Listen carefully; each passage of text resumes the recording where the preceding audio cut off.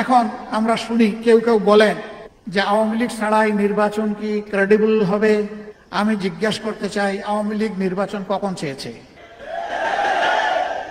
14 সালে 154 আসনে বিনা প্রতিদ্বন্দ্বিতায় পাস, অটো পাস, ট্রাইবেকারে গোল। 18 সালে ধৈর্য ধরতে পারে নাই, দিনের বেলা পর্যন্ত অপেক্ষা করতে পারে নাই, রাতেই খালাস।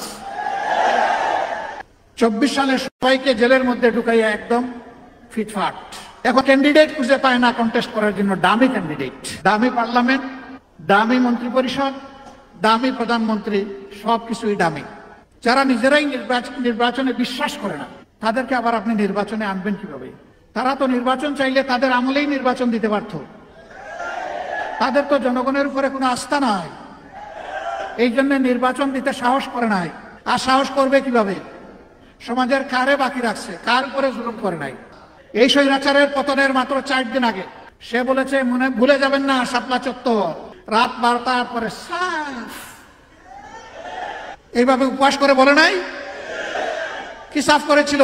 কোরআনের হাফিজদেরকে, হাদিসের মুহাদ্দিসদেরকে, কোরআনের মুফাসসিরকে, মুদাররিসকে, এতিম শিশুদেরকে যারা নির্বিচারে গুলি করে রাতের বেলা হত্যা করেছিল, তাদের বাসায় এটা ছিল সাফ। কতজন বনি আদমকে হত্যা করা হয়েছে আজও জাতি জানতে পারলো না, জানতে দেওয়া হলো না। তার আগে তাদের অপকর্ম আমরা লক্ষ্য করেছি। ক্ষমতায় বসার মাত্র 2 মাস হয় নাই, 2009 সালের 10 জানুয়ারি তারা ক্ষমতায় বসেছিল, আর 26 এবং 27 ফেব্রুয়ারি পিলখানায় তারা এরকম আরেকটা সাফ করেছিল। 57 জন চৌকস দেশপ্রেমিক অফিসারকে তারা নির্মমভাবে হত্যা করেছিল। তাদের পরিবারের মহিলা সদস্যদের ইজ্জত লুণ্ঠন করেছিল। ইজ্জত লুণ্ঠন করার পরে তাদেরকে হত্যা করেছিল। হত্যা করার পরে তাদেরকে ড্রেইনে ভাসিয়ে দিয়েছিল। অপকর্ম ঢাকার জন্য এবং খুনিদেরকে আড়াল করার জন্য 1.5 ঘন্টার জন্য সারা এলাকার বাতি নিভিয়ে দেওয়া হয়েছিল। এয়ারপোর্টে একটা এয়ারক্রাফট ছিল। এর জবাব এই জাতিকে পেতে হবে ইনশাআল্লাহ। জামাতে ইসলামের উপরে তো রাগ কেন? রাগ হচ্ছে এই দলটাকে কেউ কখনো কিনতে পারেনি, খরিদ করতে পারে। এই দলটা অন্যায়ের সামনে কখনো মাথা নত করে। রাগের মূল জায়গায় এখানে। আমাদের লেস কাটা গেছে, তো তোমাদের লেস ঠিক থাকবে কেন? গোসাটা ওই জায়গায়। ওই যে সিগাল যার লেস পুড়েছিল, সে চিন্তা করলো আমার যখন পড়েছিল এক জায়গায় বসে থাকবো না, সব করে দৌড়াদৌড়ি করে লাগাই দেব। আলহামদুলিল্লাহ, আল্লাহ আমাদেরকে হেফাজত করেছেন। আমাদের লোকেরা ফাঁসি বরণ করে নিয়েছে, কিন্তু মাথা নত করে। আমাকে লোকেরা জিজ্ঞেস করতো কারে দিয়ে এটা আশা করা যায়। আমি বলতাম কেন? আমাদের যুব সমাজ। বলে যে কোন যুব সমাজ? যেটা মোবাইল আর টিকটক নিয়ে পড়ে থাকে সেই যুব সমাজ। আমি বললাম হ্যাঁ, সেই যুব সমাজ। আল্লাহ চাইলে এই যুব সমাজও বিস্ফোরণ ঘটাতে পারে। তখনও জানি না এরকম একটা বিস্ফোরণ ঘটে যাবে। আমি এটা 11 থেকে 17 তারিখের কথা বলছি, জুলাই মাসে। জানতাম না এরকম একটা কিছু ঘটবে, কিন্তু আলহামদুলিল্লাহ আল্লাহ তো ঘটাই দিলেন। আল্লাহ ঘটাই দিলেন। আন্দোলন ডিবু হচ্ছিল, এরকম কত আন্দোলন হয়েছে অতীতে। সেই আন্দোলন মুগর বাহিনী দিয়ে, হেলমেট বাহিনী দিয়ে, রাষ্ট্রের জনগণের কেনা পয়সায় বুলেট এবং ব্যানর দিয়ে সেই আন্দোলনকে দফায় দফায় দমন করা হয়েছে। এবারকার আন্দোলন কাল হয়ে দেখা দিয়েছিল তাদের জন্য। পাপ বালিগ হয়েছিল, সীমা লঙ্ঘন হয়ে গিয়েছিল। আল্লাহ ধরেন জালিমদেরকে। কখন ধরেন? যখন তারা সীমা লঙ্ঘন করে, তখন আল্লাহ তাআলা ধরেন। আমরা বসে আছি সেনাপ্রধানের অফিসে, আলাপ করা হচ্ছে যে প্রধানমন্ত্রী কিভাবে পদত্যাগ করবেন, প্রেসিডেন্টের কাছে জমা দিবেন। আমরা তো চিন্তা করি নাই যে তিনি বলেছিলেন যে না অমুক নাম, নিজের নাম ধরে বলেছিলেন অমুক পালায় না। তিনি কি বলেন নাই? শেখ হাসিনা পালিয়ে গেছে, শেখ হাসিনা নাই, শেখ হাসিনা চলে গেছে, শেখ হাসিনা পালায় না। যে শেখ হাসিনা বা আওয়ামী লীগ কোনোদিন পালায় না। তো উনি পালিয়ে যাবেন এটা তো আমাদের বিশ্বাস করার কথা না। আমরা আলাপ আলোচনা করছি, হঠাৎ করে আমাদের এক সহকর্মী কোনো এক দলের, তিনি ঢুকে বললেন কেল্লা ফতে। কেল্লা ফতে কি?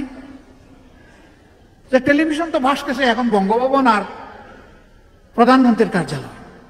কি হয়েছে সেখানে? লাখ লাখ মানুষ ঢুকে গেছে ওখানে। কি বলেন আপনি? আমরা আলোচনা করছি সেনাপ্রধানের সাথে, উনি জানেন না তাহলে? তো উনি তখন একটু বলছেন আমাকে এটা একটু চেক করতে হবে। আমরা বললাম হ্যাঁ আপনি চেক করেন। চেক করে এসে বললেন যে ঘটনা সত্য। তখন আমাদের আলোচনার অর্ধেক শেষ। আমরা বললাম এটা আর দরকার নেই, এটা ফিনিশ। আসসালামু আলাইকুম রহমতুল্লাহ।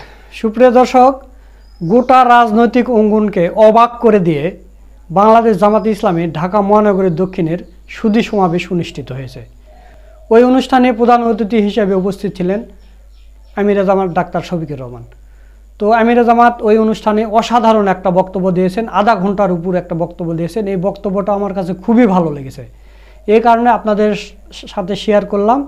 আশা করছি আপনারা আমিরে জামাতের পুরো বক্তব্যটা শুনে যাবেন।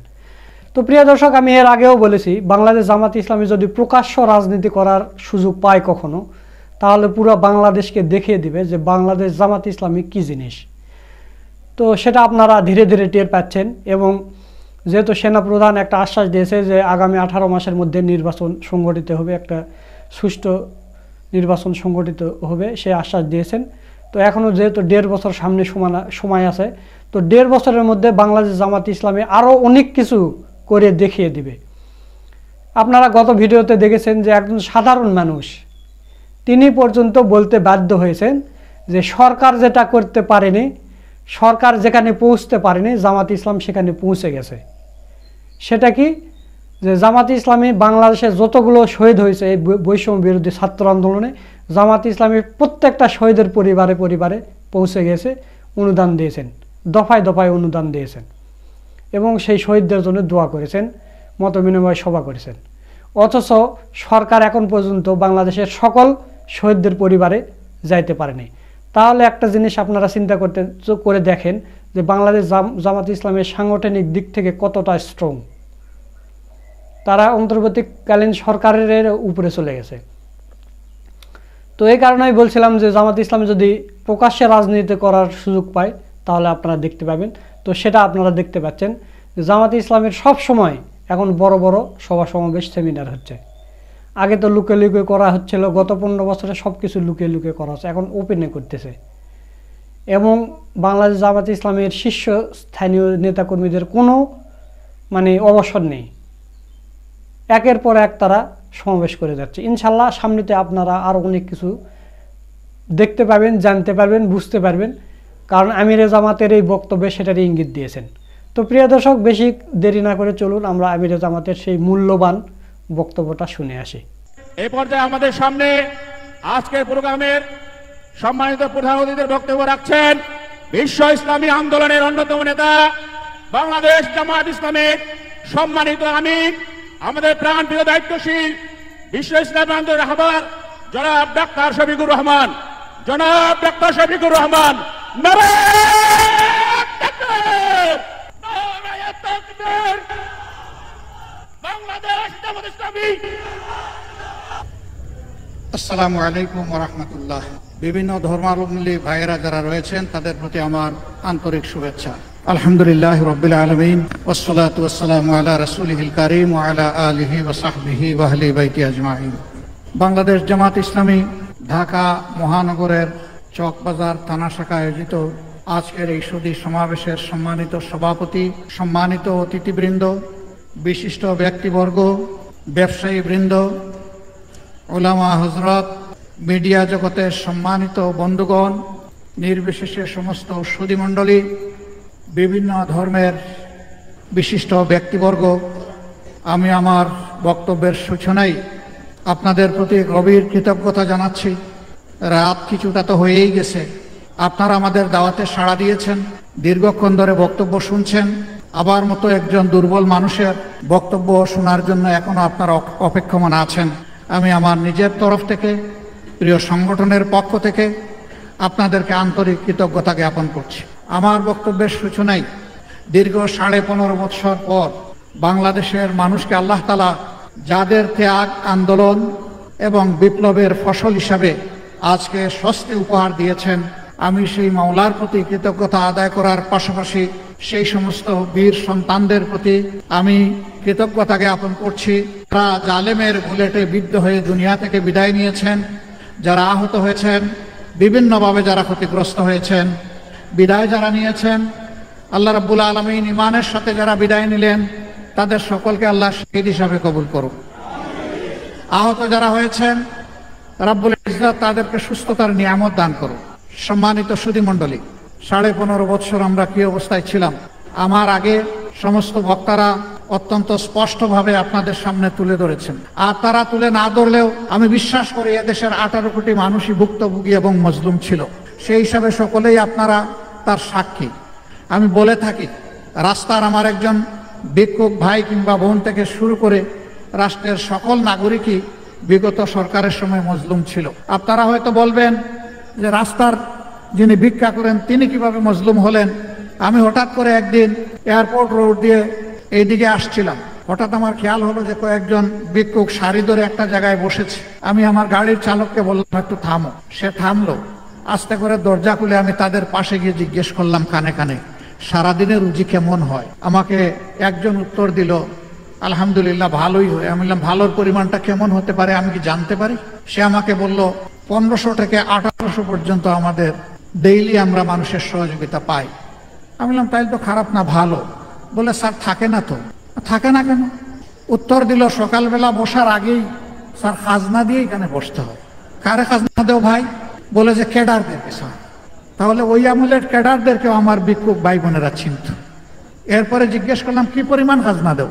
তো বললো স্যার বিভিন্ন জায়গার বিভিন্ন রেট, সব জায়গায় এক রেট না। বললাম রেট দিয়ে কেমন বাসে? বাসে কিন্তু পুষায় না। বললাম বাসলো তো পুষায় না কেন? স্যার 30 টাকা কেজি দরের পেঁয়াজ যখন 300 হয়েছে স্যার পুষাইব কেমনে? বলছিল 10 টাকায় চাউল দিবে স্যার, এখন 80 টাকায় পাই না, পুষাইব কেমনে? এখন আমি আর ভয় পাইলাম যে আর তালিকা কোনটা বাড়াবে আল্লাহ জানে। তা আমি একটু সামান্য হাতে তুলে দিয়ে বললাম যে ভাই তোমার জন্য অনেক দোয়া, কষ্ট নিও না, আমি একটু জিজ্ঞেস করে তোমার সময় নষ্ট করেছি, আসসালামু আলাইকুম বলে আমি গাড়িতে উঠে গেলাম। সম্মানিত ভাইয়েরা, বোঝা গেল যে রাস্তার ভিক্ষুক কিভাবে মজলুম ছিল। এইভাবে সেই সরকারের কনিষ্ঠ সহচর এক সময় বলেছিলেন ঘরে থাকলে কোন বাইরে গেলে গুম, এবং তিনিও বলেছিলেন এই সরকার কিভাবে ক্ষমতায় আসছে ভুলে গেলে চলবে না, জনগণের বুথে আসে নাই, অন্যভাবে আসছে। এখন আমরা শুনি কেউ কেউ বলেন যে আওয়ামী লীগ ছাড়াই নির্বাচন কি ক্রেডিবল হবে? আমি জিজ্ঞাসা করতে চাই আওয়ামী লীগ নির্বাচন কখন চেয়েছে? 14 সালে 154 আসনে বিনা প্রতিদ্বন্দ্বিতায় পাস, অটো পাস, ট্রাইবেকারে গোল। 18 সালে ধৈর্য ধরতে পারে নাই, দিনের বেলা পর্যন্ত অপেক্ষা করতে পারে নাই, রাতেই খালাস। 24 সালে সবাইকে জেলের মধ্যে ঢুকাইয়া একদম ফিটফাট। এখন ক্যান্ডিডেট খুঁজে পায় না কন্টেস্ট করার জন্য, দামি ক্যান্ডিডেট, দামি পার্লামেন্ট, দামি মন্ত্রী পরিষদ, দামি প্রধানমন্ত্রী, সবকিছুই দামি। যারা নিজেরাই নির্বাচনে বিশ্বাস করে না তাদেরকে আবার আপনি নির্বাচনে আনবেন কিভাবে? তারা তো নির্বাচন চাইলে তাদের আমলেই নির্বাচন দিতে পারত। তাদের তো জনগণের উপরে কোনো আস্থা নাই, এই জন্য নির্বাচন দিতে সাহস করে নাই। আর সাহস করবে কিভাবে? সমাজের কারে বাকি রাখছে, কার উপরে জুলুম করে নাই। 13 সালের ঘটনাগুলো আপনাদের সবার স্মরণ আছে। জামাতে ইসলামের কথা আমার ভাইয়েরা বলে গেছেন, আমি আর দ্বিতীয়বার বলতে যাচ্ছি না, আপনাদের ধৈর্যের বিচ্ছুতি ঘটবে এই আশঙ্কায়। 13 সালের 5ই মে 77-এ হেফাজতে ইসলামের ডাকে এই দেশের লক্ষ লক্ষ মানুষ এসেছিল, শেখ হাসিনার গদি দখল করতে এসেছিল। তারা কয়েক দফা ন্যায্য দাবিতে এখানে এসেছিলেন। তাদের সাথে কি আচরণ করা হয়েছে এর রাজ সাক্ষী তাদেরই মন্ত্রী ডক্টর আব্দুর রাজ্জাক। এই স্বৈরাচারের পতনের মাত্র 4 দিন আগে সে বলেছে মনে ভুলে যাবেন না শাপলা চত্বর রাত 12টার পরে এইভাবে উপবাস করে বলে নাই? কি সাফ করেছিল? কোরআনের হাফিজদেরকে, হাদিসের মুহাদ্দিসদেরকে, কোরআনের মুফাসসিরকে, মুদাররিসকে, এতিম শিশুদেরকে যারা নির্বিচারে গুলি করে রাতের বেলা হত্যা করেছিল, তাদের বাসায় এটা ছিল সাফ। কতজন বনি আদমকে হত্যা করা হয়েছে আজও জাতি জানতে পারলো না, জানতে দেওয়া হলো না। তার আগে তাদের অপকর্ম আমরা লক্ষ্য করেছি। ক্ষমতায় বসার মাত্র 2 মাসও হয় নাই, 2009 সালের 10 জানুয়ারি তারা ক্ষমতায় বসেছিল, আর 26 এবং 27 ফেব্রুয়ারি পিলখানায় তারা এরকম আরেকটা সাফ করেছিল। 57 জন চৌকস দেশপ্রেমিক অফিসারকে তারা নির্মমভাবে হত্যা করেছিল। তাদের পরিবারের মহিলা সদস্যদের ইজ্জত লুণ্ঠন করেছিল। ইজ্জত লুণ্ঠন করার পরে তাদেরকে হত্যা করেছিল। হত্যা করার পরে তাদেরকে ড্রেইনে ভাসিয়ে দিয়েছিল। অপকর্ম ঢাকার জন্য এবং খুনিদেরকে আড়াল করার জন্য 1.5 ঘন্টার জন্য সারা এলাকার বাতি নিভিয়ে দেওয়া হয়েছিল। এয়ারপোর্টে একটা এয়ারক্রাফট ছিল। এর জবাব এই জাতিকে পেতে হবে ইনশাআল্লাহ। সম্মানিত সুধী মণ্ডলী, কেন সেনাবাহিনীর উপরে তোর আগ কেন? কারণ আমাদের সেনাবাহিনী দেশপ্রেমিক।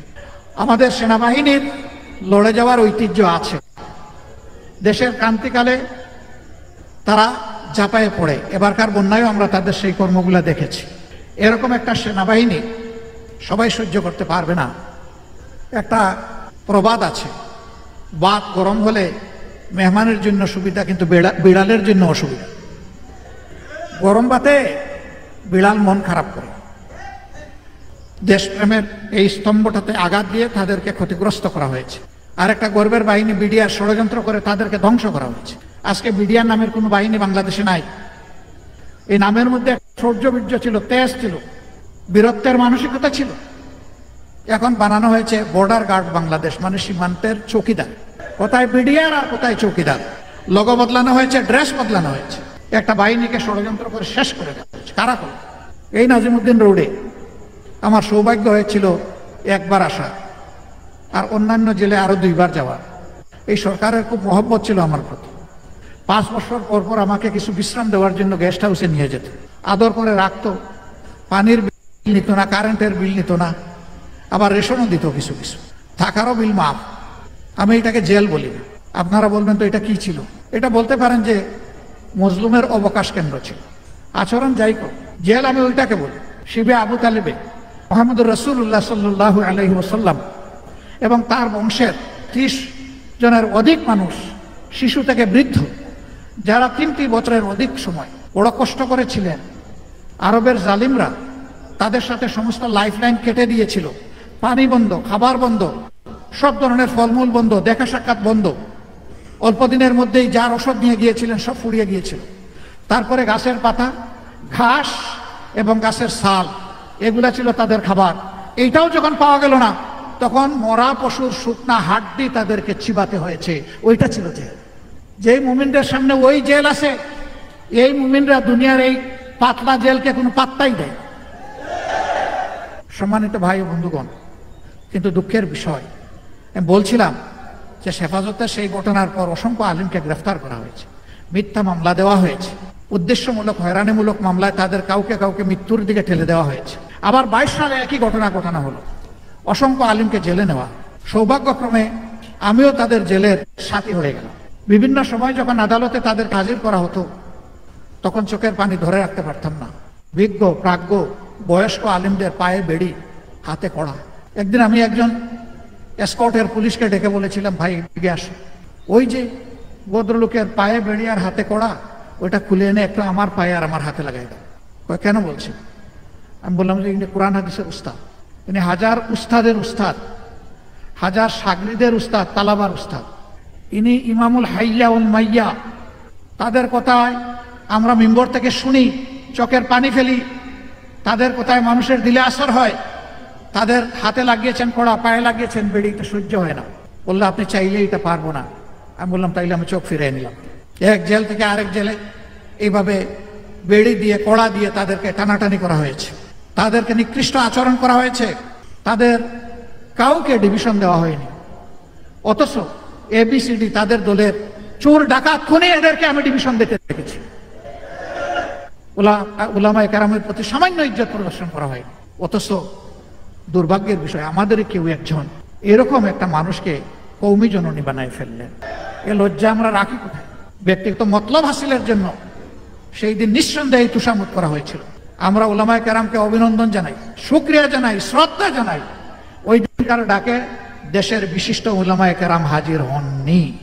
বহু চেষ্টা করা হয়েছে তাদেরকে হাজির করা, না, তারা না বলে দিয়েছেন, যা ইচ্ছা তাই করো, যাবো না ওই সমাবেশ। 2-1 জনকে বলতে হবে, অস্ত্রের মুখে ধরে এনে হাজির করেছে। আর ওই রকম যারা কওমি জননী বানিয়েছিলেন, তারা হয়তো তাদের সাগরিদদেরকে নিয়ে এখানে এসেছে। আফসোস, আল্লাহর কুরআন, রসুলের কিতাব, কিতাবুল্লাহ, সুন্নতে রাসূলুল্লাহ লেখাপড়া করে মানুষ কিভাবে এইভাবে নিজের বিবেককে চাপা দিতে পারে? আল্লাহ ক্ষমা করুন। আল্লাহ আমাদেরকেও ক্ষমা করুন, এরকম কাজ যারা করেছেন তাদেরকেও ক্ষমা করুন। আমরাও আসুন আমাদের ভুল ত্রুটির জন্য আল্লাহর দরবারে তওবা করি, তাদেরও তওবা করা উচিত। সম্মানিত ভাইরা, একটা দুঃসময় জাতি পার করেছে। চাঁদাবাজদের জ্বালায় অতিষ্ঠ, দখলদারের জ্বালায় অতিষ্ঠ, মা বোনদের ইজ্জত নিয়ে তটস্থ, জীবন নিয়ে অতিষ্ঠ, তটস্থ। মানুষ আতঙ্কের মধ্যে দিন কাটত, মানুষের মুখের দিকে তাকানো যেত না, চুপি চুপি কথা বলতে ভয় পেত। একটা অদৃশ্য তালা টুটে ঝুলিয়ে দেওয়া হয়েছিল, কথা বলতে পারবো না, অন্যায় করলে তার প্রতিবাদ করা যাবে না। জামাতে ইসলামের উপরে তো রাগ কেন? রাগ হচ্ছে এই দলটাকে কেউ কখনো কিনতে পারেনি, খরিদ করতে পারে। এই দলটা অন্যায়ের সামনে কখনো মাথা নত করে না। রাগের মূল জায়গায় এখানে। আমাদের লেস কাটা গেছে তো তোমাদের লেস ঠিক থাকবে কেন? গোসাটা ওই জায়গায়, ওই যে সিগাল যার লেস পুড়েছিল সে চিন্তা করলো আমার যখন পুড়েছিল এক জায়গায় বসে থাকবো না, সব করে দৌড়াদৌড়ি করে লাগাই দেবো। আলহামদুলিল্লাহ, আল্লাহ আমাদেরকে হেফাজত করেছেন। আমাদের লোকেরা ফাঁসি বরণ করে নিয়েছে কিন্তু মাথা নত করে। আমাদের লোকেরা আয়না করে গিয়েছে কিন্তু কারো কাছে গিয়ে ভিক্ষা চায়। আমাদের লোকেরা হাত পা হারিয়ে পঙ্গু হয়েছে, কারো সহানুভূতির কাঙ্গাল হয়নি আল্লাহ ছাড়া। আমরা এইগুলা সৌভাগ্যের কারণ মনে করি। বলবেন জুলুমও কি সৌভাগ্যের কারণ হয়? অবশ্যই হয়, অবশ্যই। আল্লাহ তাআলা বলেছেন মুমিনরা যখন সবর করে আল্লাহ তখন তাদের শাস্তি থাকে। ইয়া আইয়ুহাল্লাযীনা আমানুস্তাঈনু বিস-সাবরি ওয়াস-সালাহ ইন্নাল্লাহা মা'আস-সাবিরিন। যখন তোমাদের উপর বিপদ আপদ জুলুম অত্যাচার আসবে তোমরা আল্লাহর সাহায্য চাও সবর এবং সালাতের মাধ্যমে। তোমরা জেনে রাখো নিশ্চয়ই আল্লাহ মুমিনদের সাথে আছেন, সাবরিনদের সাথে আছেন। যারা সবর করবে অবশ্যই আল্লাহকে তারা সাথে পাবে। সবর আমাদের শক্তি। এই সবরের উপরে আমরা ভর করেছিলাম, আল্লাহ তাআলার উপর তাওয়াক্কুল করেছিলাম।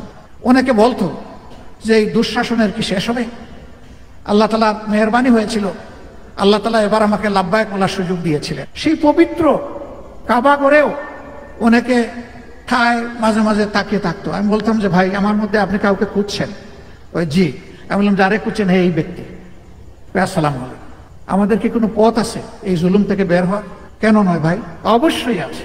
আপনি যে জায়গাটায় এসেছেন এই ঘরের মালিককে বলে যান চোখের দুই পাটা পানি ফেলে যান, আপনার নিজের জন্য জাতির জন্য। ইনশাল্লাহ এই পানি বৃথা যাবে না। আমাকে লোকেরা জিজ্ঞেস করতো কারে দিয়ে এটা আশা করা যায়? আমি বলতাম কেন? আমাদের যুব সমাজ। বলে যে কোন যুব সমাজ? যেটা মোবাইল আর টিকটক নিয়ে পড়ে থাকে সেই যুব সমাজ? আমি বললাম হ্যাঁ সেই যুব সমাজ।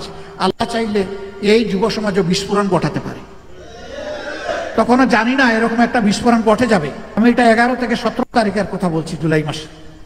জানতাম না এরকম একটা কিছু ঘটবে, কিন্তু আলহামদুলিল্লাহ আল্লাহ তো গোটাই দিলেন। আল্লাহ গোটাই দিলেন। আন্দোলন নিবু হচ্ছিল, এরকম কত আন্দোলন হয়েছে অতীতে। সেই আন্দোলন মুগর বাহিনী দিয়ে, হেলমেট বাহিনী দিয়ে, রাষ্ট্রের জনগণের কেনা পয়সায় বুলেট এবং ব্যানর দিয়ে সেই আন্দোলনকে দফায় দফায় দমন করা হয়েছে। এবারকার আন্দোলন কাল হয়ে দেখা দিয়েছিল তাদের জন্য। পাপ বালিগ হয়েছিল, সীমা লঙ্ঘন হয়ে গিয়েছিল। আল্লাহ ধরেন জালিমদেরকে। কখন ধরেন? যখন তারা সীমা লঙ্ঘন করে তখন আল্লাহ তাআলা ধরেন। আল্লাহর দৃষ্টিতে সীমা লঙ্ঘন হয়েছে বলেই আল্লাহ ধরেছেন। একজন বড় দায়িত্বশীল নেতা একদিন আমাকে বললেন যে আল্লাহ তাআলা কি মজলুমের ডাক শুনেন না? আমি বললাম কেন শুনবেন না? বলে যে কই, আমি না হয় একজন গুনাহগার সাধারণ মানুষ, কিন্তু 2-3 জনের নাম বললেন যে আমি তো ওনাদেরকে দরবেশ মনে করি। আমার চোখের পানি আল্লাহ হয়তো শুনলেন না, ওনাদের চোখের পানি আল্লাহ দেখেন না? অবশ্যই দেখেন। আমি তাকে বলেছিলাম যে আপনার ক্যালেন্ডার আর আল্লাহর ক্যালেন্ডার এক নয়। আল্লাহর একদিন আমাদের 50,000 বছরের সমান। সুতরাং আল্লাহ তাআলা আমাদের ক্যালেন্ডারে চলেন না, আল্লাহ চলেন নিজের ক্যালেন্ডারে। মানুষ বহু পরিকল্পনা করে, সব পরিকল্পনা বাস্তবায়ন হয় না, কিন্তু আল্লাহ যা পরিকল্পনা করেন তার সব কিছু বাস্তবায়ন হয়, কোনো কিছু ব্যর্থ হয় না। আলহামদুলিল্লাহ আল্লাহর পরিকল্পনাই বাস্তবায়িত হলো। আমরা বসে আছি সেনাপ্রধানের অফিসে, আলাপ করা হচ্ছে যে প্রধানমন্ত্রী কিভাবে পদত্যাগ করবেন, প্রেসিডেন্টের কাছে জমা দিবেন। আমরা তো চিন্তা করি নাই যে তিনি বলেছিলেন যে না অমুক নাম, নিজের নাম ধরে বলেছিলেন অমুক পালায় না। তিনি কি বলেন নাই? তো উনি পালিয়ে যাবেন এটা তো আমাদের বিশ্বাস করার কথা না। আমরা আলাপ আলোচনা করছি, হঠাৎ করে আমাদের এক সহকর্মী কোনো এক দলের তিনি ঢুকে বললেন কেল্লা ফতে। কেল্লা ফতে কি? যে টেলিভিশন তো ভাসতেছে এখন বঙ্গভবন আর প্রধানমন্ত্রীর কার্যালয়। কি হয়েছে সেখানে? লাখ লাখ মানুষ ঢুকে গেছে ওখানে। কি বলেন আপনি? আমরা আলোচনা করছি সেনাপ্রধানের সাথে, উনি জানেন না তাহলে? তো উনি তখন একটু বলছেন আমাকে এটা একটু চেক করতে হবে। আমরা বললাম হ্যাঁ আপনি চেক করেন। চেক করে এসে বললেন যে ঘটনা সত্য। তখন আমাদের আলোচনার অর্ধেক শেষ। আমরা বললাম এটার আর দরকার নাই, এটা ফিনিশ, এখন পরবর্তী আলোচনায় যান। তো পরবর্তী আলোচনা হয়ে উনাকে পরামর্শ দেওয়া হলো সবার পক্ষ থেকে। তো উনি যাবেন বঙ্গভবনে আমাদের মেসেজ নিয়ে প্রেসিডেন্টের কাছে, এই কাজ 1, 2, 3, 4, 5টা কাজ করতে হবে। কিছুক্ষণ পরে ঘুরে এসে বললেন আপনারা কি কামানের গুলার মুখে আমাকে একা ছেড়ে দিবেন? বললাম গুলা তো সব আপনার হাতে, তো আমরা আপনাকে ছাড়বো কিভাবে? সব সৈনিক তো আপনার হাতে। কয়ে যে সারা দেশ এখন কামান হাতে নিয়ে বসে আছে, 18 কোটি মানুষের হাতে এখন কামান। আপনারা আমাকে সাহায্য করেন, আপনারা বঙ্গভবনে চলেন। আমরা একটু বিব্রত হলাম যে সেনাপ্রধানের অনুরোধে বা দাওয়াতে তো বঙ্গভবনে আমরা যেতে পারি, বঙ্গভবনে যিনি আছেন এই দাওয়াতটা তো তিনি দিবেন, কিন্তু আমরা ঘটনার বাস্তবতাকে সামনে নিয়ে, ইমার্জেন্সিকে সামনে নিয়ে পরে আমরা আমাদের চিন্তা পরিবর্তন করলাম যে ঠিক আছে চলেন যাই। এরপরের দৃশ্য সব আপনারা জানেন আলহামদুলিল্লাহ। এইভাবে আমাদের দেশ থেকে স্বৈর শাসন নিমিষের তরে বাতাসে উড়ে যাবে, এটা কি কেউ চিন্তা করেছিল? দুনিয়ার কোনো রাষ্ট্রবিজ্ঞানী, এদেশের কোনো রাজনীতিবিদ কেউ চিন্তা করেনি। এমনকি যারা আন্দোলন করেছে আমরা তাদের সাথেও ছিলাম, তারাও এটা চিন্তা করে কোনো পর্যায়ে তারাও চিন্তায় পড়ে গেছে এই আন্দোলন সফল হবে তো, এরকম পর্যায়ে পড়ে গেছে। তো আল্লাহ তাআলা তার ফয়সালা করে রেখেছেন যে মানুষকে জিম্মি দশা থেকে মুক্তি দিবেন। আলহামদুলিল্লাহ দেশ মুক্ত হয়েছে। এখন আমরা আগামীতে কিভাবে চলবো সেই নিয়ে দুটি কথা আমরা পরিষ্কার বলেছি ওই দিন থেকেই, যে বাংলাদেশে আর আমরা বিভাজনের রাজনীতি চাই না। কেউ আমাদের জাতির ঐক্যকে টুকরা টুকরা করুক, এটা আমরা মানব না। আমরা চাই আমাদের জাতি জাতীয় স্বার্থে ঐক্যবদ্ধ থাকবো, দল মত ধর্ম ভিন্ন থাকবে, কিন্তু জাতীয় স্বার্থের ব্যাপারে আমরা সবাই আপোষহীন থাকবো। এই জায়গায় আমরা কারোর সাথে আপোষ করবো না। এর উদাহরণ দুনিয়ায় ভুরি ভুরি আছে, ইনশাআল্লাহ আমরা পারবো। আমরা বলেছি এই দেশে আমরা মেজরিটি মাইনরিটি একেবারেই মানি না। এইটা বলে কিছু মানুষের উপর স্নায়ুর চাপ প্রয়োগ করা হয়। আমার মসজিদ যদি পাহারা দেওয়ার প্রয়োজন না হয়, আরেকজনের মন্দির মঠ পাহারা দেওয়ার প্রশ্ন আসবে কেন? আমরা এমন একটি দেশ চাই যে কোনো প্রতিষ্ঠানই কারো পাহারা দেওয়ার প্রয়োজন হবে না, মানুষের বিবেকই তাকে পাহারা দেবে। প্রত্যেকটি ধর্মের মানুষ তার ধর্মকর্ম সে অত্যন্ত স্বস্তির সাথে পালন করবে। ইসলাম কারো উপর জোর জবরদস্তি একেবারেই অনুমোদন দেয় না। লা ইকরাহা ফিদ্দীন, দিনে কোনো বাড়াবাড়ির চাপাচাপি চলবে না। স্পষ্ট মুবিন, কোরআনের সমস্ত আয়াতে একদম স্পষ্ট।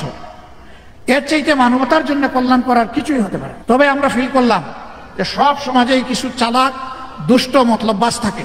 এই জন্য পরদিন থেকে আমরা শুধু একা নই, সমস্ত কওমি মাদ্রাসার ছাত্ররা নেমে এসেছে রাস্তায়, আমরা গিয়েছি, সবাই মিলে আমরা এগুলা পাহারা দিয়েছি।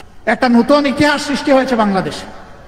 আমরা সারা দেশে আমাদের কর্মীদেরকে বলেছি যে মুমিনরা ঐক্যবদ্ধ হয়ে আজকে সবার ধর্মীয় প্রতিষ্ঠান পাহারা দেবে ইনশাআল্লাহ। ততদিন পর্যন্ত একটা স্থিতিশীল সরকার মোটামুটি প্রতিষ্ঠিত না হয় ততদিন পর্যন্ত আমাদের এই পাহারাদারি অব্যাহত থাকবে। শুধু ধর্মীয় প্রতিষ্ঠান না, তাদের ব্যবসা প্রতিষ্ঠান, বাড়িঘর, কোথাও যদি তারা কেউ ফিল করেন যে আমাদের কোনো সহযোগিতা দরকার, আমরা প্রস্তুত তাদেরকে সহযোগিতা দিতে। আলহামদুলিল্লাহ একটা অনন্য ভ্রাতৃত্ব এর মধ্য দিয়ে আমাদের সবার মধ্যে গড়ে উঠেছে। ফুলের বাগান, ফুলের বাগানে এক জাতের ফুল থাকে না, বিভিন্ন জাতের ফুলে বাগান তৈরি হয়। এক একটা ফুলের এক একটা গুরুত্ব, এক এক গাছের এক এক গুরুত্ব। সবাই মিলেই আমাদের এই সমাজ, এই বাগান। আমরা আগামী দিনেও সেই সম্প্রীতির উজ্জ্বল দৃষ্টান্ত স্থাপন করবো ইনশাআল্লাহ। আগামীতে খুব সন্নিকটে আমাদের হিন্দু ভাই বোনদের তাদের একটা ধর্মীয় অনুষ্ঠান আছে, আমরা জানি, সবাই জানি। এটি তাদের বাংলাদেশের সবচেয়ে বড় অনুষ্ঠান। আমরা সরকারকে এই ব্যাপারে কিছু আহ্বান জানাবো এবং জনগণকে আমরা আহ্বান জানাবো তাদের অনুষ্ঠানটা তাদের পরিবেশে তারা যাতে সুন্দরভাবে সম্পন্ন করতে পারে, কেউ গিয়ে সেখানে কোনো ডিস্টার্ব না করতে পারে। এই জন্য আমরা সর্বাত্মক সহযোগিতা করবো আশা করছি। এরপরে আমরা কি বলেছি? আমরা বলেছি যে এখনকার আমাদের রাজনীতি হচ্ছে, এই যারা জাতির জন্য জীবন দিয়ে জাতিকে মুক্ত করে গেল, এখন তাদের পরিবারের কাছে যাওয়া আমাদের দায়িত্ব। আমরা সারা দেশে যা খবর পেয়েছি শহীদ পরিবারের, আমরা আমাদের কর্মীদেরকে বলেছি দেরি করবেন না, ছুটে তাদের দোয়া নেন, সৌভাগ্যবান হন তাদের সাথে দেখা করে। তারা গর্বিত শহীদ পরিবার, তার ভাই, তার স্বামী, তার সন্তান এই আন্দোলনে জীবন দিয়েছে, সে জাতীয় বীর। জাতির জন্য জীবন দেওয়ার সৌভাগ্য সবার হয় না। যান তাদের কাছে যান, বিপ্লবের স্পিরিট আপনার মাঝেও তৈরি হবে। যান, ঋণ পরিশোধ করার চেষ্টা করুন। আমরা টাকা পয়সা দিয়ে কারো জীবনের সমস্ত কিছু সমাধান করতে পারবো না, কিন্তু কলিজার একটু ভালোবাসা দিয়ে তো পারবো তাদেরকে, একটু তাদের কষ্টটা হ্রাস করতে। এই জন্য আলহামদুলিল্লাহ সারা বাংলাদেশ আমরা চষে বেরিয়েছি, আমাদের কর্মীরা সহকর্মীরা চষে বেরিয়েছে। এরপরে আমরা বলেছি যে যারা আহত হয়ে কাতরাচ্ছে হাসপাতালের বেডে কিংবা বাড়িতে, তাদের পাশে আমাদের দাঁড়াতে হবে। এই সংখ্যাটা বিশাল, হাজার হাজার, কয়েকশো মানুষ তাদের দুইটা নয়ন হারায় ফেলছে, এখন আর চোখে দেখেন, চোখের আলো নিভে গেছে। কয়েকশো মানুষের পা কাটা গেছে, হাত কাটা গেছে, তারা তাদের অঙ্গ ফেরত পাবে না। আমি হাসপাতালের বেডে তাদেরকে দেখতে গিয়েছি, জিজ্ঞেস করেছি আপনার কেমন লাগে, আপনি কি মন খারাপ করেছেন? না, আমি খুশি। আপনি খুশি? পা হারিয়ে খুশি, হাত হারিয়ে খুশি, চোখ হারিয়ে খুশি, বলে হ্যাঁ আমি খুশি।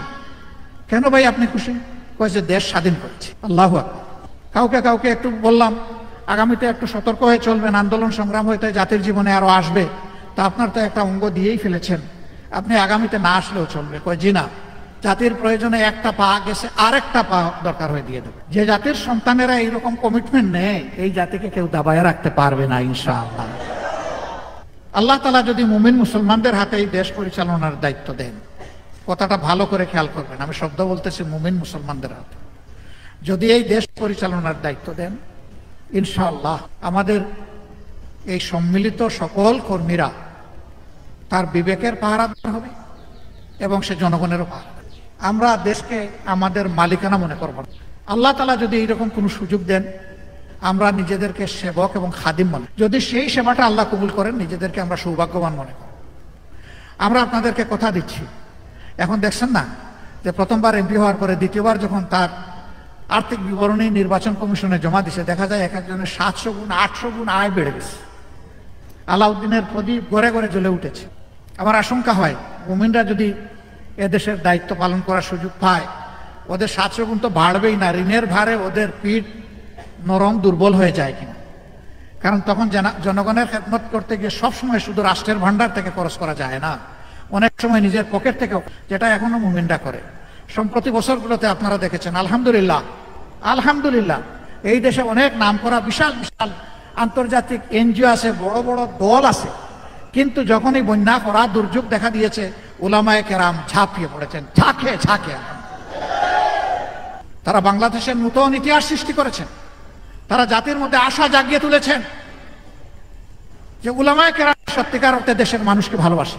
সম্মানিত ভাইয়েরা, যাদের হাতে ইমানের নূর আছে, যাদের হাতে আল্লাহর কিতাব আছে, যাদের হাতে রাসূলুল্লাহ সাল্লাল্লাহু আলাইহি সাল্লামের সুন্নাহ আছে, তাদের এর চাইতে দুনিয়ার বড় কোনো সম্পদের প্রয়োজন নেই। এখন শুধু আল্লাহ তাআলা আমাদের সঙ্গী থাকলেই হয়ে যায়। আলহামদুলিল্লাহ আমরা বিশ্বাস করি এই জাতির একমাত্র প্রকৃত বন্ধু এবং সঙ্গী হচ্ছেন আল্লাহ রাব্বুল আলামিন। আমরা আপনাদের সহযোগিতা চাই। আমরা চাই না আবার সমাজে চাঁদাবাজি হোক, আবার দখলদারি হোক, আবার লুটতরাজ হোক, আবার ঘুষের রমজমা বাণিজ্য পড়ে উঠুক, আবার 500 700 2000 গুণ আয় কারো কারো বেড়ে যাক, আবার ব্যাংক ডাকাতি হোক, আবার ব্যবসায়ীরা বঞ্চিত হোক, এগাটে ওগাটে দৌড়াদৌড়ি করুক। এটা আমরা চাই। ব্যবসার প্রয়োজনে সৎ ব্যবসায়ীরা ব্যাংক থেকে সহযোগিতা পাবে, পুঁজি পাবে, অসৎ দুর্বৃত্তরা ব্যাংকের কাছেও যেতে পারবে না। তা অবশ্যই নিশ্চিত করবে যদি ইমানদারদের সরকার গঠিত হয় ইনশাআল্লাহ। কারণ তারা আল্লাহকে ভয় করবে। আল্লাহকে ভয় করার কারণেই জনগণের সম্পদের আমানতের পাহারাদারি করবে, চৌকিদারগিরি করবে, এটার মালিক সাজার চেষ্টা করবে না, ওদিকে কালো হাত পড়বে না। এখন তো ভাগাভাগি করে সব শেষ করে দিয়েছে, ব্যাংকগুলা ফুকলা, আর্থিক প্রতিষ্ঠান ধ্বংস, ব্যবসা বাণিজ্য এখন শূন্যের কোটায় চলে আসতেছে, মাঝখানে রিমিটেন্সে বন্ধ হয়ে গিয়েছিল। এই সব কিছু আলহামদুলিল্লাহ আমরা আশা করছি যে এখন একটা স্বাভাবিক অবস্থায় ফিরে আসবে। এই সরকারের ব্যাপারে আমাদের মেসেজ স্পষ্ট, আপনারা জনআকাঙ্ক্ষার অন্তর্বর্তীকালীন সরকার। আপনারা ক্যান্ডিডেট হয়ে ভোট পেয়ে এখানে বসেন নাই, বরঞ্চ আমরা জনগণই আপনাদেরকে এই দায়িত্ব দিয়েছি। সুতরাং 24-এর বিপ্লবের চেতনাকে সম্মান করেই আপনাদেরকে আপনাদের দায়িত্ব পালন করতে হবে।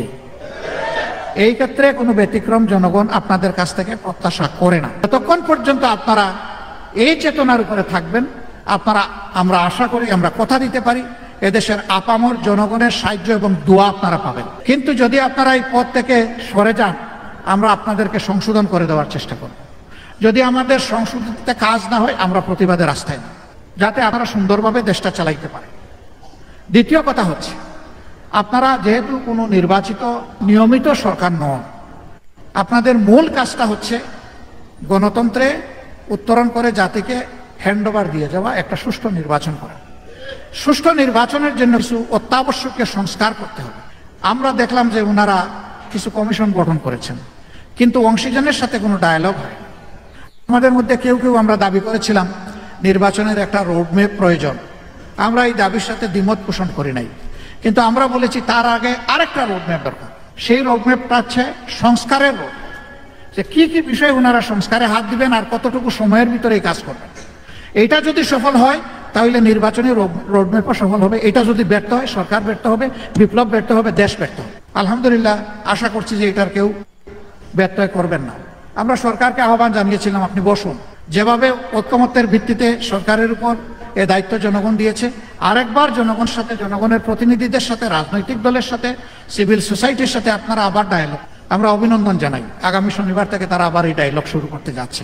তারা যদি ডায়ালগ করেন, আশা করি ভালো কিছু বের হয়ে আসবে ইনশাআল্লাহ। মিলেমিশে যে কাজটা করা হয়, 10 জনের পরামর্শ নিয়ে যে কাজটা করা হয়, এই কাজে আল্লাহর বরকত থাকে। আপনারা সবাই দেশের জন্য দোয়া করবেন। আমরা শুধু আপনাদেরকে এতটুকু কথা দিতে পারি, আল্লাহ যদি আমাদেরকে কখনো দায়িত্ব দেন, আপনারা যদি ভালোবাসেন, আপনারা যদি এগিয়ে দেন, তাহলে আমরা চেষ্টা করব আপনাদের এই আমানতের মর্যাদা রক্ষা করার। আমরা চেষ্টা করব নিজেরা দুর্নীতি জিরো এবং সকলের জন্য দুর্নীতি জিরো করব না, কাউকে করতেও দিব না ইনশাআল্লাহ। তাহলেই একটা দুর্নীতিমুক্ত বাংলাদেশ হবে। তবে এটা মনে রাখতে হবে, ড্রেইনের ময়লা পানি দিয়ে 24 বার ধুইলেও কিন্তু উজু একবার হবে না। উজুর জন্য প্রয়োজন হবে পরিচ্ছন্ন পানি, পবিত্র পানি। এই জন্য কাকে দিয়ে দুর্নীতিমুক্ত সমাজ গঠন করতে হবে, আমি বিশ্বাস করি বাংলাদেশের মানুষ এটা বুঝে ফেলেছে। একটা দুর্নীতিমুক্ত, করাপশন ফ্রি সোসাইটি এই দেশের মানুষ চায়, আর আমরাও সেটাই চাচ্ছি। 2 নম্বর, আমরা চাই না যে আদালত কারো অর্ডারে চলো। আমরা চাই আদালত যে আইন থাকবে সেই আইন এবং আদালতের বিচারকদের বিবেক অনুযায়ী চলো। এখানে কোনো কালো ভূতের হাত ও এটা আমরা চাই না। সত্যিকার অর্থে এই বিচার বিভাগ স্বাধীন থাকবে, এই জন্য স্বাধীন সেক্রেটারিয়েট গঠন করতে হবে। 3 নম্বর, আমরা চাই না রাষ্ট্রের কোনো বাহিনী অথবা কোনো সেবক কোনো দলের হয়ে দলবাজি করুন। আমরা ক্ষমতায় গেলে কাউকেই সুযোগ দেব না আমাদের হয়ে তেলবাজি, দলবাজি করার কোনো সুযোগ দেব না। রাষ্ট্রের কর্মচারী হবেন রাষ্ট্রের সেবক, রাষ্ট্রের ট্যাক্সের পয়সায় তাদের সব কিছু চলে, আমারও অনেক কিছু চলে। এই জন্য আমার যেমন দায়বদ্ধতা আছে, রাষ্ট্রের বাহিনীগুলোর বিশেষভাবে সেই দায়বদ্ধ। এই জায়গা থেকে তাদেরকে সরিয়ে বিপজ্জনক অবস্থায় নিয়ে জাতির মুখোমুখি দাঁড় করিয়ে দেওয়া হয়েছিল। জাতি একদিকে যুদ্ধে, তারা আরেকদিকে যুদ্ধে, এই যুদ্ধ করে অনেকগুলা জীবন গিয়েছে। আমরা আরেকবার চাই না যে এই ধরনের একটা অবস্থা বাংলাদেশের সৃষ্টি হবে, আমরা এটা হতে দেব না। 4 নম্বর, আর্থিক সেক্টরে আমরা এখানে কোনো নেপোটিজম বা স্বজনপ্রীতি আমরা দেখতে চাই না, নিজেরাও করবো না এবং কাউকে করতে দেবো। যদি রাজনীতিবিদরা সিদ্ধান্ত নেয় যে এই দেশটা সুন্দর হবে, আর কেউ অসুন্দর চলার সাহস করবে না। কিন্তু যখন সবাই দেখবে যে ইনিই তো দুর্নীতিবাজ, ইনিই তো কিছুই মানেন না, ইনি তো সকল ক্ষেত্রে দাপিয়ে বেড়াচ্ছেন, তখন রাষ্ট্রের সকল অঙ্গ এই জ্বরে আক্রান্ত হয়। আমরা এই জ্বর থেকে জাতিকে ইনশাআল্লাহ মুক্ত রাখার সকল শক্তি দিয়ে চেষ্টা করবো ইনশাআল্লাহ। আর এই সব কিছু সম্ভব এমন একটা আইনে, যে আইনের মধ্যে কোনো দুর্বলতা নাই। আলিফ লাম মিম যালিকাল কিতাবু লা রাইবা ফীহি হুদাল লিল মুত্তাকিন। এই বিধানটা হচ্ছে কোরআন, এবং আল্লাহ তাআলা বলছেন যে আল্লাহ যাদেরকে আর অন্তর আল্লাহর ভয় দিয়ে পরিপূর্ণ করে দিয়েছেন, তাদের পক্ষেই এখান থেকে হেদায়েত পাওয়া, সঠিক রাস্তা পাওয়া সম্ভব। আমরা জাতিকে সঠিক রাস্তার উপরে দেখতে চাই, তুলতে চাই। আপনাদের সকলের সহযোগিতা চাই, দোয়া চাই। হ্যাঁ, আমরা ভুল করলে আপনারা অবশ্যই সমালোচনা করবেন, ধরিয়ে দেবেন, পরামর্শ দিবেন, সহযোগিতা করবেন। এর মধ্য দিয়েই ইনশাআল্লাহ এদেশের দেশপ্রেমিক ইমানদার জনতা ইনশাআল্লাহ একটা সুন্দর দেশ আশা করি উপহার দিতে পারবে। এইরকম একটা সময়ের অপেক্ষায় আপনাদের সকলকে অংশগ্রহণ করার উদাত্ত আহ্বান জানিয়ে, কথা বলতে গেলে সারা রাত আমি বলতে পারবো, কিন্তু আপনারা শুনতে পারবেন না। ইংলিশে একটা ফ্রেজ আছে, a hungry person is a angry person. পেটে যার ক্ষুধা তাকে মিজাজ তার বিগড়ে যায়। আমি আপনাদের মিজাজ বিগড়াতে চাই না। আসসালামু আলাইকুম। দর্শক, আপনারা আমিরে জামাতের পুরো ভিডিওটা দেখলেন, তার কথাগুলো আপনাদের কাছে কেমন লেগেছে? যদি ভালো লাগে অবশ্যই এই ভিডিওটা শেয়ার করবেন, যাতে করে এই ভিডিওটা বাংলাদেশের আনাচে কানাচে পৌঁছে যায়, বাংলাদেশ জামাত ইসলামী সম্পর্কে তাদের যেন ধারণা হয়। এমনিতেও আমরা যে আশ্বাস পাচ্ছি, আমি যেহেতু প্রত্যন্ত গ্রামে থাকি, এখানকার হিন্দু ধর্মাবলী যেগুলো ভাইরা আছে, মুরব্বীরা আছে, তারা পর্যন্ত বলতেছে যে আমরা এবার একবার হলেও জামাত ইসলামকে আমরা ভোট দেব। আবার দেখা যাচ্ছে যে বিএনপি এবং আওয়ামী লীগের মধ্যে একটা রেষারেষি শুরু হয়ে গেছে সেই 5 তারিখের পর থেকে। এখন আওয়ামী লীগের লোকেরা চিন্তা করতেছে, যদি আমাদের পিঠ বাঁচাতে চাই তাহলে জামাত ছাড়া আমাদের উপায় নেই। যদি আমরা বিএনপিকে ভোট দেই, তাহলে বিএনপি যদি সরকার গঠন করে এককভাবে, তাহলে আমাদের আরও কতদিন যে ম্যার খেয়ে থাকতে হবে তার কোনো ঠিক নেই, পালিয়ে থাকতে হবে। যদি জামাত ইসলামকে আমরা ভোট দিই, জামাত যদি সরকার গঠন করতে পারে, তাহলে আমরা নিরাপদ অবস্থায় থাকতে পারবো। তো এই পরিস্থিতি গ্রামেগঞ্জে শুরু হয়ে গেছে, এবং সবার মুখে মুখে একটাই কথা যে আমরা হাসিনাকে দেখেছি, খালেদাকেও দেখেছি, এরশাদকে দেখেছি, কিন্তু আমরা এককভাবে জামাতকে দেখিনি। আমরা এককভাবে এবার জামাতে ইসলামকে দেখতে চাই। তো সামনেতে যেহেতু আরও 18 মাস সময়ের আশ্বাস দিয়েছে, দেখা যাক সামনেতে কি হয়। ইনশাল্লাহ ভালো কিছু হবে। সকলকে ধন্যবাদ। আসসালামু আলাইকুম রহমতুল্লাহ।